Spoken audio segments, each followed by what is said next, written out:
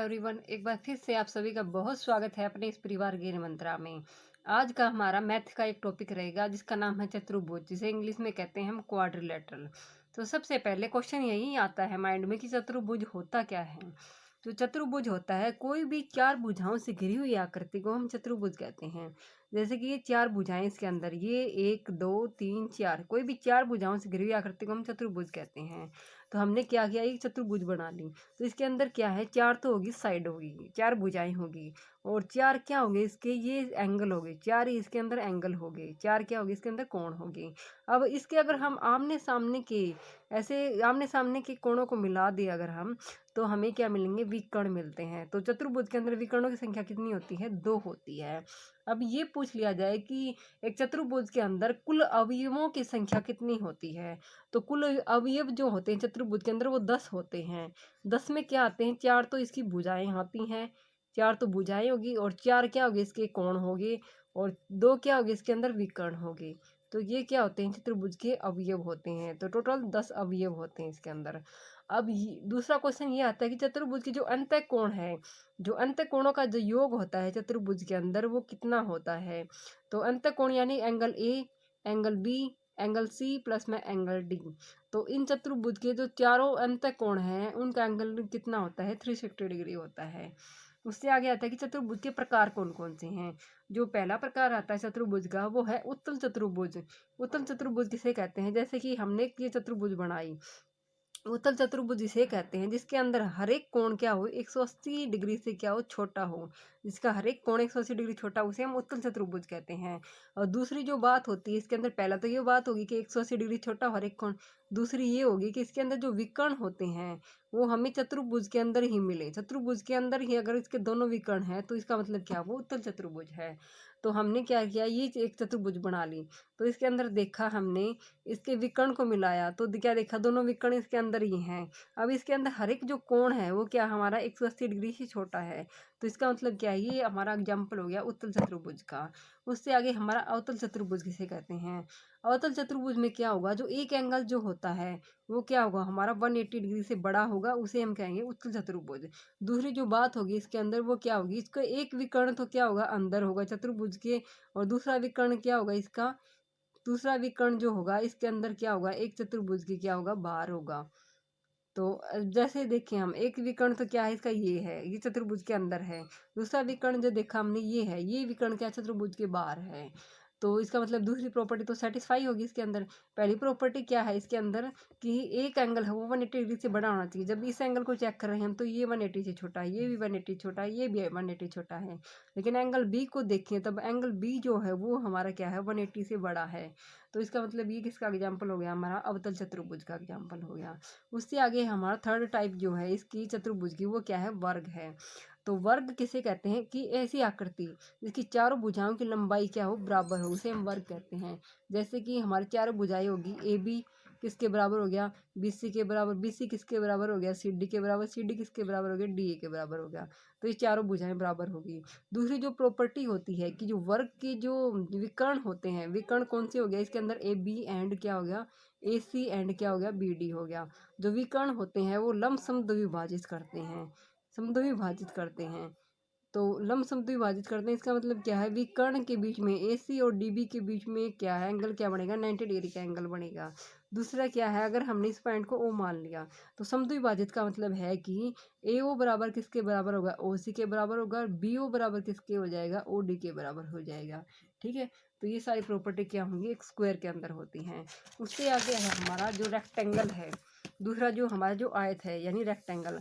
तो रेक्टेंगल किसे कहते हैं, एक ऐसी आकृति जिसमें क्या होगा, आमने सामने की जो साइड हैं वो क्या होती हैं, बराबर होती हैं, और जिसका जो प्रत्येक एंगल जो होता है वो कितना होता है, 90 डिग्री होता है। तो इसके अंदर आमने सामने के बराबर है, तो ए बी किसके बराबर है, ए बी के सामने साइड कौन सी है, सी डी है। और दूसरा क्या है कि ए डी के सामने साइड कौन सी है, हमारी बी सी है। तो आमने सामने की साइड बराबर हैं। दूसरा जो ये होगा, इसका प्रत्येक एंगल जो होता है वो कितने का होता है, 90 डिग्री का होता है। थर्ड जो इसकी प्रॉपर्टी होती है कि जो विकर्ण होते हैं उनकी जो लेंथ होती है वो क्या होती है, इसके अंदर बराबर होती है। ए बी बराबर किसके बराबर होगा, बी डी के बराबर होगा। और फोर्थ जो बात है कि इसके जो विकर्ण होते हैं वो एक दूसरे के साथ में 90 डिग्री का कोण नहीं बनाते, यानी कि लंब समद्विभाजित नहीं करते। समद्विभाजित तो करते हैं लेकिन लंब समद्विभाजित नहीं करते।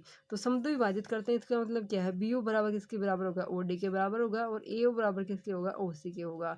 लेकिन इन दोनों के बीच में जो एंगल है वो 90 का नहीं होगा। उससे आगे हमारा समांतर चतुर्भुज। समानांतर चतुर्भुज किसे कहते हैं, तो ऐसी आकृति जिसमें आमने सामने की भुजाएं बराबर और क्या हो, समानांतर हो, उसे हम कहेंगे समानांतर चतुर्भुज कहेंगे। तो समानांतर चतुर्भुज में क्या होता है, जो विकर्ण होते हैं यानी जो AC विकर्ण है या DB विकर्ण है, इन दोनों की लेंथ क्या नहीं होती, बराबर नहीं होती। दूसरी जो प्रॉपर्टी है इसके अंदर ये है कि इसके विकर्ण जो है एक दूसरे को क्या करते हैं, समद्विभाजित करते हैं। समद्विभाजित का मतलब होगा AO किसके बराबर होगा, OC के बराबर होगा, और BO किसके बराबर होगा, OD के बराबर होगा। थर्ड जो बात है इसकी वो ये है कि इसके जो विकर्ण है एक दूसरे को वो क्या नहीं करते, लंब समद्विभाजित नहीं करते, यानी कि इनके बीच में एंगल 90 नहीं बनता, कोई और एंगल बनता है।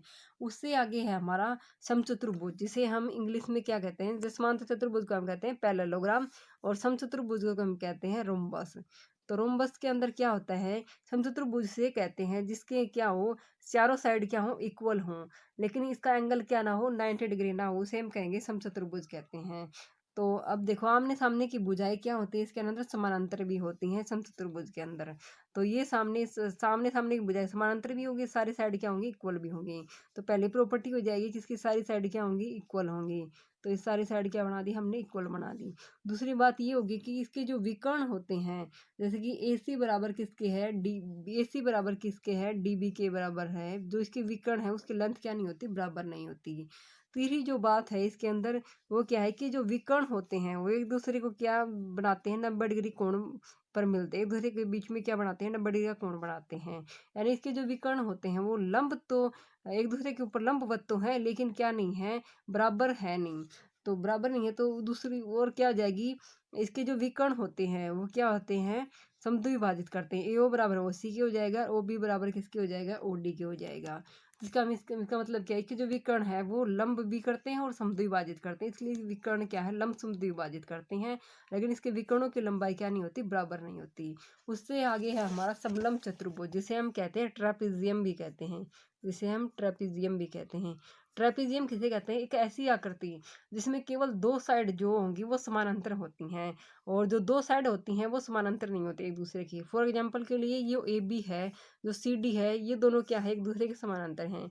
AB और CD क्या है, एक दूसरे के पैरेलल हैं, लेकिन ये दोनों साइड क्या है, एक दूसरे के पैरेलल नहीं है, तो उसे हम क्या कहते हैं, ट्रेपेजियम कहते हैं। तो ट्रेपेजियम के अंदर क्या होगा, इसके अंदर जो विकर्ण है, ये जो विकर्ण है ये एक दूसरे को क्या नहीं करते, समद्विभाजित नहीं करते, यानी AO। तो ये एक दूसरे को क्या नहीं करते, समद्विभाजित नहीं करते, यानी कि ये लेंथ है और ये लेंथ है, ये क्या नहीं होती, इक्वल नहीं होती, इसकी ये वाली लेंथ है और ये लेंथ है, क्या नहीं होती, इक्वल नहीं होती। तो अब क्या है, तो पहला जो है वो ये है कि अगर इसके जो भुजाएं जो समानांतर नहीं हैं, उन भुजाओं के क्या ले लें हम, मिड पॉइंट ले लें। जैसे इस भुजा का हमने मिड पॉइंट ले लिया P, इस भुजा का हमने ले लिया मिड पॉइंट ले लिया Q।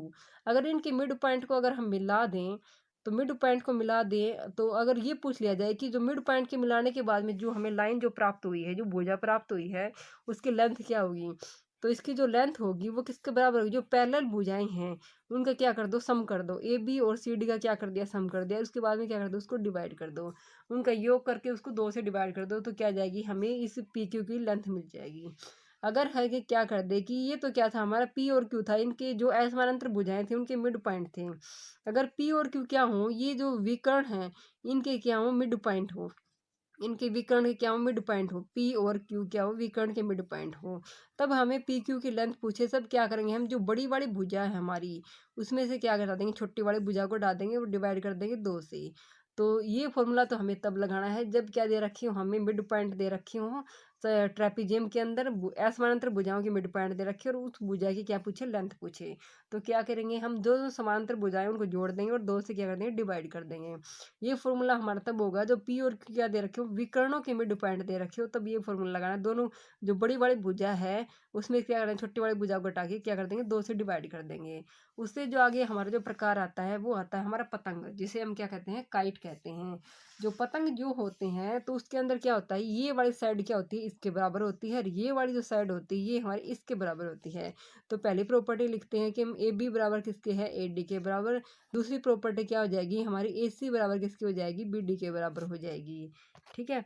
और उससे आगे क्या होगा, इनके जो विकर्ण होते हैं वो क्या करते हैं, 90 डिग्री के ऊपर डिवाइड करते हैं, यानी कि 90 डिग्री का कोण बनाते हैं। तो ए सी क्या होगा, थर्ड प्रॉपर्टी होगी, वो लंब किसके ऊपर होगा, बी डी के ऊपर होगा। और उससे आगे है कि जो बी ओ है, यानी कि इसकी जो बी ओ है लेंथ है वो किसके बराबर होगी, हमारी ओ डी के बराबर होगी। बी ओ किसके बराबर होगी, ओ डी के बराबर होगी। लेकिन जो ओ ए ओ है वो ओ सी के बराबर नहीं होगी, क्योंकि ये हमें देखने से पता लग रहा है कि ये हाइट छोटी है और ये क्या है, बड़ी है। ये वाली क्या नहीं होगी, बराबर नहीं होगी। ये वाली लेंथ क्या होगी, बराबर होगी। और फिर क्या होगा कि इसे एडजेसेंट साइड का मतलब क्या है, ये जो साइड है बराबर साइड से पास पास वाली साइड क्या होंगी, इसकी इक्वल होंगी। जैसे ए बी है वो किसके बराबर होगी, ए डी के, और बी सी है वो किसके बराबर होगी, डी सी के बराबर होगी। तो इसे हम क्या कहते हैं, पतंग कहते हैं, यानी काइट कहते हैं। अब अगला क्वेश्चन, अब हमारे यहाँ है आज के 2 क्वेश्चन। जो पहला जो क्वेश्चन है वो आपको ये बताना है कि क्या सभी वर्ग आयत होती हैं, तो आयत होती है नहीं, ये बताना है। दूसरा जो हमारा क्वेश्चन है वो ये है कि एक समलंब चतुर्भुज है जिसके अंदर ए बी कितना दे रखा है, 10 सेंटीमीटर दे रखे। पैरेलल साइड जो है समलंब चतुर्भुज उनकी लेंथ दे रखी कि ए बी की 10 है, दूसरी सी डी कितनी है, 8 है। तब पूछा है कि इसके विकर्णों के मध्य बिंदु जो क्या है, पी और क्यू है, इनके मध्य बिंदु है, इनके बीच की दूरी क्या होगी, ये पूछा है। इन दोनों क्वेश्चन के आंसर आप हमें कमेंट बॉक्स में दीजिएगा। अगर आपको छोटी सी जानकारी पसंद आती है तो इसको लाइक एंड कमेंट करके ज़रूर बताइएगा। मिलते हैं अगले वीडियो में, तब तक के लिए अपना ख्याल रख लीजिएगा। Keep studying, keep learning and be positive always.